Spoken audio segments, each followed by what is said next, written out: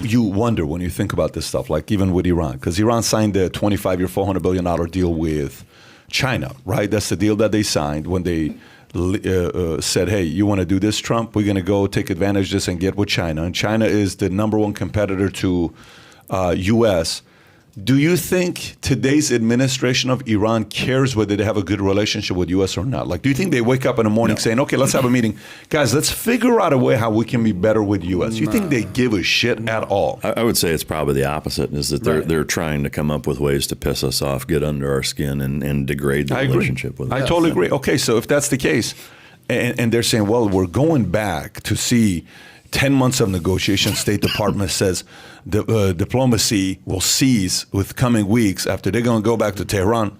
You think they care? Like, do you think they're sitting there saying, hey, boss, we have to improve this relationship with U.S. or else we're going to lose? Pat, can I ask you a personal question? Yeah, go for it. Being born in Iran and being a proud Iranian, born in Iran, made in America, serving in the military, being a world-class entrepreneur, when you hear these types of stories or just Iran comes up, how does that make you feel just as a citizen? Yeah. All I think about is progress. All I think about is I got kids that I'd like to show them Khiyaban Hojat, that I was raised on a street called Hojat. I want to take them to Bandar Pahlavi, Port of Pahlavi, to show them Caspian Sea. I want to take them to Jam Hospital, where I was born. I want to take them to the kebab place we would go to, Rouch. I want to take them to the city, Gandhi. You know, I want to go show them those places. I can't. I want to take them to Esfahan, which is the only place we went on vacation with my mom and dad when they were married to each other. I listened to the song by Moin, who's a famous Persian singer who sings a song saying, Delam mikhad be Esfahan bargardam. My heart wants me to return back to Esfahan. It's the only vacation I ever went to. It's a great song. It's a very heartfelt song. I love that song. So I think about progress for me to go. I want to go visit Iran tomorrow. I want to go see what that place is at tomorrow.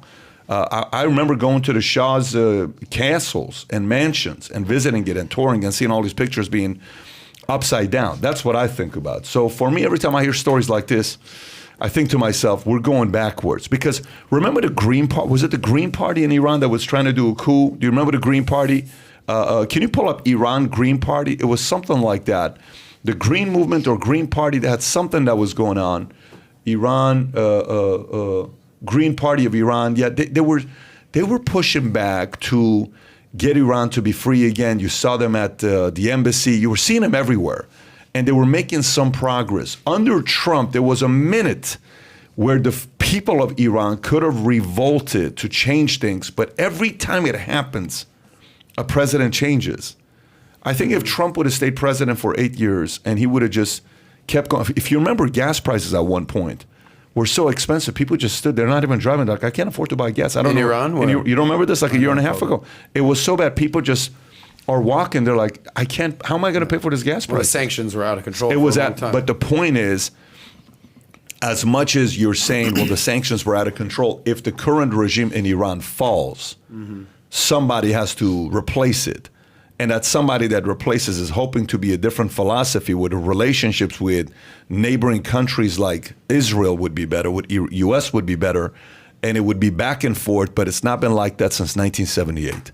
Yeah, I want to go to Iran tomorrow, but I can't go to Iran tomorrow. So if my motives are a different motive than maybe the average person's motive that's worried about the fact that we killed Qasem Soleimani and, hey, these guys going to retaliate and do another 9/11 to U.S. I'm coming from a different standpoint. Because you're a Christian, and I don't know what percentage of Iran are Christians. I'm sure 1% is less than Jewish, is less than 1%. But they're the stronghold of Shiites in the Middle East, and the rest of the Middle East is, for the most part, Sunni. How does that weigh into their relationships with the rest of the Middle East, being the Shiite stronghold in the Middle East? It's not going to be pretty. It's not going to be easy, because some people don't want the revolution to happen. Some people want it to stay the way it is.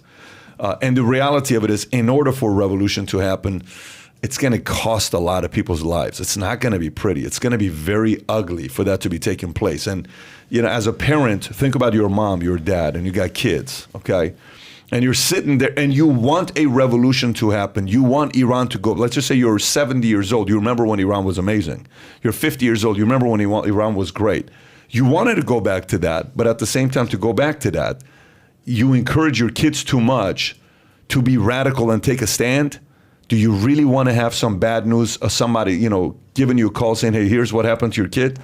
Your fear is what they're going to do to your kid. So you almost discourage your kids of wanting to revolt. Remember, this guy who got raided from ISIS was willing to take a life of his wife and his kids and himself to not give you the victory.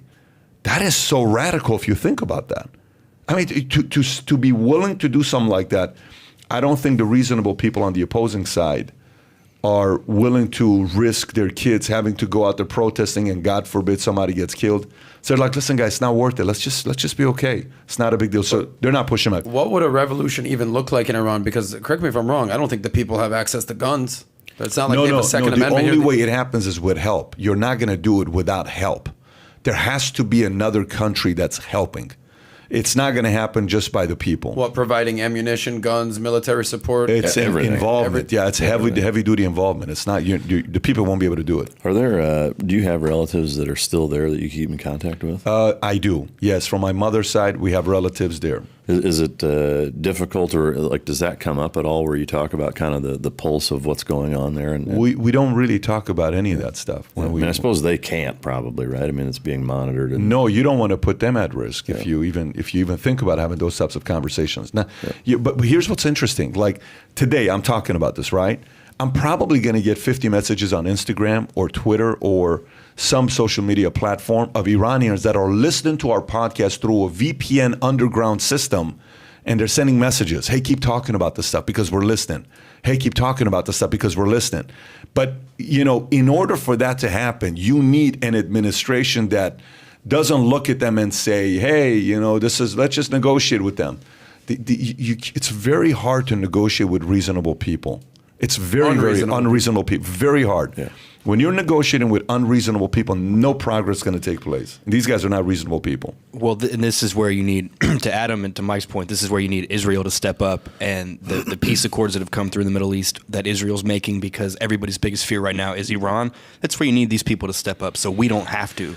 Well, Israel has done plenty of stuff. I mean, Israel will go take out scientists. Israel is not afraid. Israel's the kind of place that they'll play the proxy, but they're not afraid to play the direct without a proxy. I don't know if that makes sense. Like they're not trying to use somebody else. They're still relying on us to take charge and take the lead. But they'll still come at you as well and say, I did it. They'll do it alone if we don't. Yeah. Like especially with this, I wouldn't be surprised if you see a legit, like you said, this is us, and we're not trying to hide it. Attack on different, whether it's nuke sites or scientist locations or what have you. So it'll be interesting to see what happens. All I know is I'd love to see Iran open up so we can go tour and show the entire place and see how beautiful of a country Iran is. You go to a lot of museums, there's like 100-year-old building, 200-year-old building. You go to Iran, like 3,000-year-old building. So if you enjoyed this little short segment from the podcast that we did, here's another short segment to watch. Or if you want to see the entire podcast,